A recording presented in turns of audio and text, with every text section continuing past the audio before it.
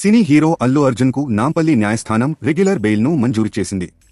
సంధ్య theatre వద్ద తొక్కిసలాట ఘటనకు సంబంధించి బన్నీపై చిక్కడపల్లి పోలీసులు కేసు నమోదు చేసిన విషయం తెలిసిందే. ప్రస్తుతం అల్లు అర్జున్ హైకోర్టు మధ్యంతర బెయిల్పై ఉన్నారు.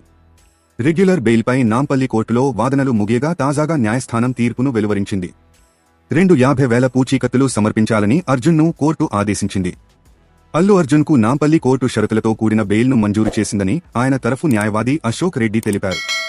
పోలీసుల విచారణకు సహకరించాలని, ప్రతి ఆదివారం చిక్కడపల్లి పిఎస్లో హాజరు కావాలని, సాక్షులను ప్రభావితం చేయొద్దని న్యాయస్థానం ఆదేశించినట్లుగా అర్జున్ తరఫు న్యాయవాది తెలిపారు. ఈ నెల 4న పుష్ప బెనిఫిట్ షో రోజు సంధ్య థియేటర్ తొక్కిసలాట కేసులో అల్లు అర్జున్ను పోలీసులు అరెస్టు చేశారు. హైకోర్టు మధ్యంతర బెయిల్ మంజూరు చేయడంతో మరుసటి రోజు ఉదయం జైలు నుంచి విడుదలయ్యారు. మరోవైపు నాంపల్లి కోర్టు 14 రోజుల రిమాండ్ విధించగా ఈ నెల 27న రిమాండ్ ముగిసింది. అదే రోజు ఆయన వర్చువల్గా విచారణకు హాజరయ్యారు. అప్పుడే ఆయన తరఫు లాయర్లు బెయిల్ పిటిషన్ దాఖలు చేశారు. ఆ విచారణ వాయిదా పడగా సోమవారం నాంపల్లి కోర్టు విచారణ చేపట్టింది. పుష్ప 2 బెనిఫిట్ షో సందర్భంగా కొద్ది రోజుల క్రితం సినీ హీరో అల్లు అర్జున్ సంధ్య థియేటర్కు వెళ్లారు.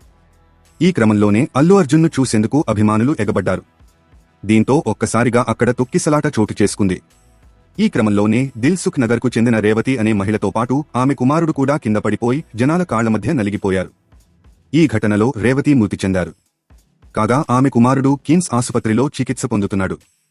రేవతి కుటుంబ సభ్యులకు ఇప్పటికే అల్లు అర్జున్ ₹1 కోటి ఆర్థిక సహాయం చేశారు. మరోవైపు పుష్ప 2 చిత్ర నిర్మాతలు కూడా సాయమందించారు.